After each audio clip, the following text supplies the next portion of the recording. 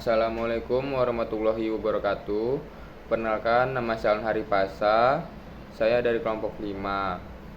Saya akan menjelaskan materi psikologi industri tentang ruang lingkup psikologi industrial. Nah, sebelum memulai, izinkan saya memperkenalkan teman-teman saya. Yang pertama ada Mayang, yang kedua ada Zuina. Langsung aja. Jadi saya akan menjelaskan sedikit tentang psikologi industri. Nah, psikologi industri sendiri merupakan cabang psikologi yang mempelajari perilaku manusia dalam konteks kerja, organisasi, dan industri. Nah, tujuannya untuk meningkatkan efektivitas kerja dan kesejahteraan karyawan. Secara umum, psikologi industri memiliki ruang lingkup yang luas. Namun secara garis besar bisa dibedakan menjadi dua pendekatan, yaitu pendekatan mikro dan makro. Yang pertama, pendekatan mikro adalah pendekatan yang berfokus pada individu dan kelompok kecil dalam konteks kerja. Pendekatan ini menelaah bagaimana karakteristik pribadi, kemampuan, motivasi, serta pengalaman karyawan memengaruhi kinerja dan perilaku mereka di tempat kerja. Tujuannya untuk memastikan kesesuaian antara pekerja dengan pekerjaannya sehingga kinerja dapat optimal sekaligus meningkatkan kesejahteraan individu. Selanjutnya, pendekatan mikro dalam psikologi yaitu yang pertama analisis jabatan, yaitu proses sistematis untuk mengumpulkan, mencatat, dan menggunakan informasi mengenai suatu pekerjaan. Yang kedua, rekrutmen dan seleksi.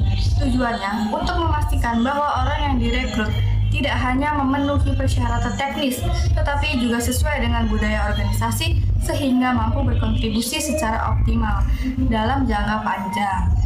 Yang ketiga, penempatan dan orientasi, yaitu proses menempatkan karyawan di posisi jabatan yang sesuai dengan kemampuan, keterampilan, pengalaman, dan minatnya.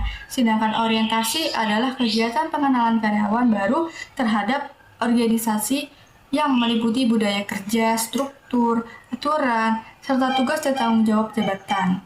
Yang keempat, pelatihan dan pengembangan, yaitu kegiatan yang dirancang untuk meningkatkan kemampuan, keterampilan, dan kompetensi individu agar lebih efektif dalam menjalankan tugas dan tanggung jawabnya.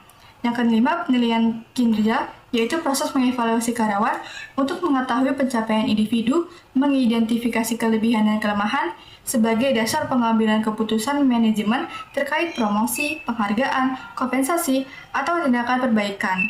Yang keenam, motivasi kerja, yaitu dorongan internal dan eksternal yang mempengaruhi usaha, perilaku, dan ketekunan karyawan dalam menjalankan tugas. Yang ketujuh, kepuasan kerja, yaitu perasaan positif atau negatif karyawan terhadap pekerjaannya yang muncul dari penilaian terhadap berbagai aspek pekerjaan dan lingkungan kerja. Yang kedelapan, kesehatan dan keselamatan kerja, yaitu upaya yang dilakukan organisasi untuk melindungi karyawan dari resiko fisik maupun psikologis selama bekerja. Yang terakhir, stres kerja dan kesejahteraan psikologis. Stres kerja adalah reaksi psikologis dan fisiologis karyawan terhadap tekanan atau tuntutan yang melebihi kemampuan mereka dalam menghadapi pekerjaan.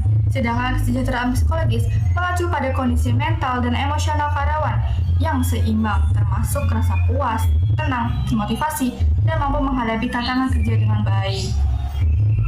Pendekatan makro dalam psikologi industri meliputi yang pertama yaitu ada desain pekerjaan dan analisis jabatan. Desain pekerjaan dan analisis jabatan menekankan bagaimana pekerjaan diatur dan disusun dalam organisasi secara keseluruhan untuk mencapai efektivitas dan efisiensi. Analisis jabatan tetap menjadi dasar karena memberikan informasi tentang tugas, tanggung jawab, dan kualifikasi yang diperlukan. Desain pekerjaan melibatkan pengaturan tugas, tanggung jawab, wewenang, alur kerja, dan hubungan antar bagian agar pekerjaan lebih terkoordinasi, produktif, dan memenuhi tujuan organisasi. Desain pekerjaan yang baik, organisasi dapat meningkatkan kepuasan karyawan melalui pekerjaan yang menantang tetapi tetap realistis dan memastikan setiap jabatan berkontribusi. Yang kedua ada kepemimpinan dan manajemen.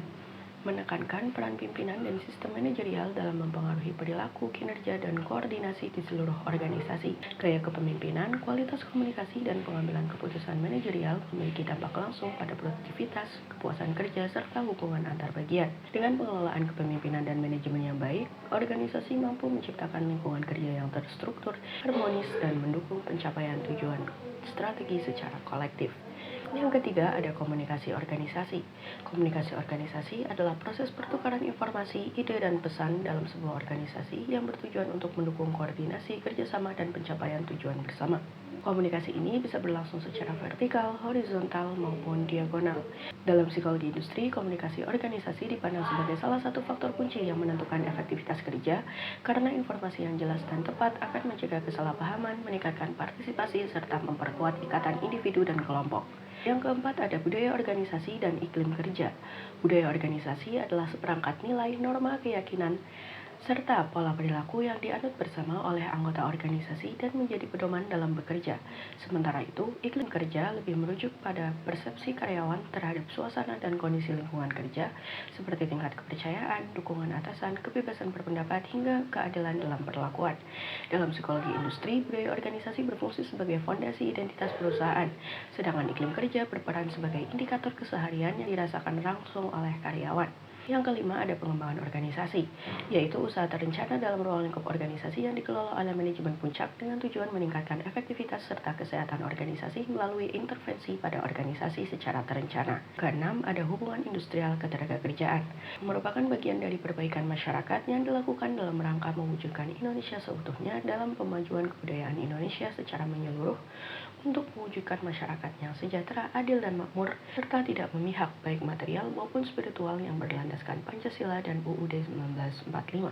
Terakhir, ada produktivitas dan efisiensi, merupakan dua konsep penting dalam manajemen organisasi maupun pembangunan ketenagakerjaan. Produktivitas pada dasarnya dapat diartikan sebagai kemampuan menghasilkan output berupa barang atau jasa dengan memanfaatkan sumber daya yang tersedia secara optimal. Efisiensi dapat diartikan sebagai kemampuan untuk mencapai hasil tertentu dengan penggunaan waktu, tenaga, biaya, dan bahan baku seminimal mungkin tanpa mengurangi kualitas output yang dihasilkan. Nah, kesimpulannya, psikologi industri adalah cabang ilmu psikologi yang mempelajari perilaku manusia dalam konteks kerja, organisasi, dan industri. Tujuannya untuk meningkatkan efektivitas kerja dan kesejahteraan karyawan. Ruang lingkupnya sangat luas, namun secara umum terbagi dua pendekatan, yaitu pendekatan mikro dan makro yang berfokus pada individu dan kelompok kecil dalam konteks kerja, dan pada organisasi sebagai sebuah sistem secara keseluruhan. Baik, itu tadi penjelasan dari kelompok kami. Selanjutnya ada sesi tanya jawab, dan di sini kami sudah mengumpulkan 3 daftar pertanyaan yang diajukan oleh para audiens. Selanjutnya pertanyaan ini akan kami jawab secara bergiliran oleh anggota kelompok kami. Baik, saya akan menjawab pertanyaan nomor 1.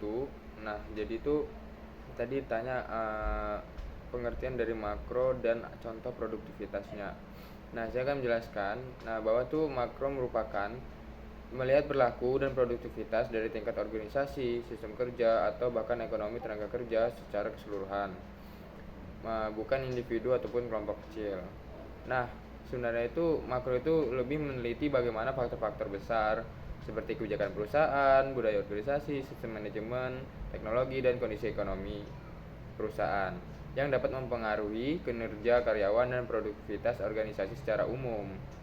Nah, kalau untuk contoh produktivitasnya, peningkatan output organisasi setelah rekrutasi manajemen, peningkatan produktivitas nasional akibat pelatihan tenaga kerja, lalu ada efisiensi sektor industri setelah digitalisasi. Di sini saya akan menjawab pertanyaan yang kedua, yaitu tentang bagaimana perbedaan analisis jabatan dalam konteks mikro dan makro, serta apa saja perbedaan tujuannya. Jadi, analisis jabatan dalam pendekatan mikro mengacu pada tiap-tiap individu karyawan dengan melihat secara detail bagaimana tugas, tanggung jawab, wewenang, kondisi kerja, dan kualifikasi yang dibutuhkan untuk seseorang dalam mengisi suatu jabatan. Tujuannya adalah untuk memastikan kesesuaian antara orang dengan pekerjaannya, mendukung rekrutmen, seleksi pelatihan, penempatan kerja, dan juga penilaian kerja karyawan. Sedangkan dalam konteks makro, fokus utamanya adalah pada organisasi secara sistem keseluruhan.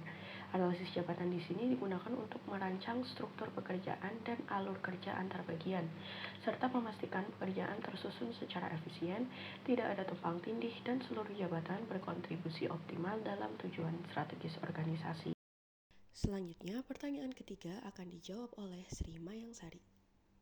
Jadi, sisi negatif dari kepuasan kerja itu ketika rasa puas yang berlebihan membuat karyawan menjadi terlalu nyaman dan tidak termotivasi untuk berkembang.